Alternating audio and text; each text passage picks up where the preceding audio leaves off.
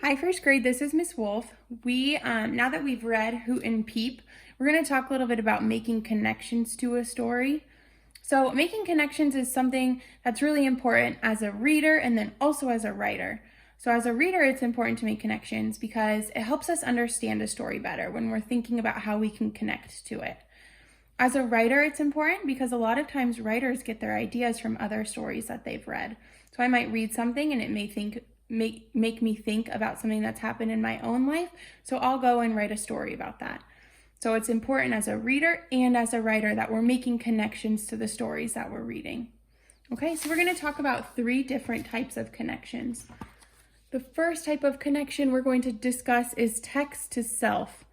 So this is when we read something and it reminds us of something that's happened in our own life. So, for example, when I was reading the book Make Way for Ducklings, that reminded me of when I was living in Boston because the ducks are living at a park in Boston that I used to live by. So that made me think of something that happened in my own life.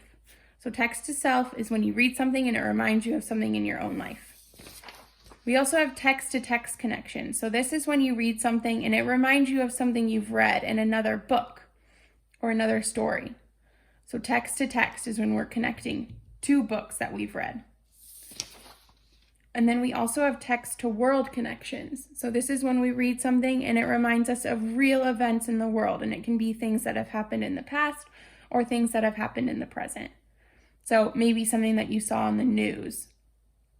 When you're reading a story, something might make you think of something you saw on the news. Okay, so text to world is when we're reminded of real events that are happening in the world, either in the past or the present. Text to text is when we read a story and it reminds us of something we read in another story or in another book. And then text to self is when we read something and it reminds us of something that happened in our own life. Okay? So for today, what we're going to do is we're going to think about how we connect to Hoot and Peep. So how do I connect with Hoot? How do I connect with Peep?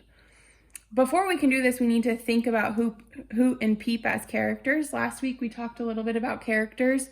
So let's think about Hoot as a character and Peep as a character. So Hoot is the older brother. He wants to teach Peep all of his ways, and he wants to make sure that Peep is learning how to hoo and be an owl. So he's a little bit more controlling, and he wants things to be done a specific way.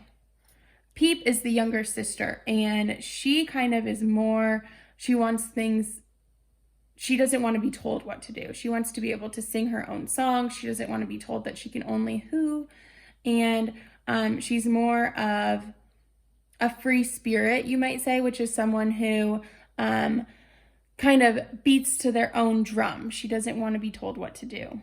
Okay, so that's Hoot and Peep as characters. So now what you're going to do is you're going to fill out this sheet. So it says connections. As I was listening to the story, I connected to, did you connect to Hoot more or Peep more?